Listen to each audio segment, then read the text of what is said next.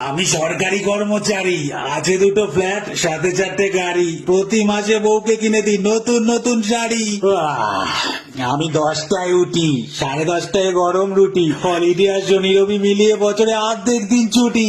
আমি 12টায় অফিস ঢুকি, একটু এদিক ওদিক দেখি, 3টের সময় বেরিয়ে আসি, সবাইকে দিয়ে ভাগি। 1 তারিখ হলেই হাতে ক্যাশ, খালি অ্যাশই অ্যাশ। হ্যাঁ ঠাকুরে, আমি একটা জীবন চেয়েছিলাম, আমি ব্যাস। সাথে বউ সুন্দরী, একে অপরের হাত ধরি, সন্ধে হলে আমরা দুজন এদিক ওদিক বেরিয়ে পড়ি। রেস্তোরাঁয় যাই, ভালো মন্দ খাই, ওয়েটারকে আমি আবার টিপ দিয়ে আই পাই। গার্লফ্রেন্ড একটা আছে, রাখা আমার কাছে, ওকেও নিয়ে বেরোই গো আমি মাঝে মাঝে।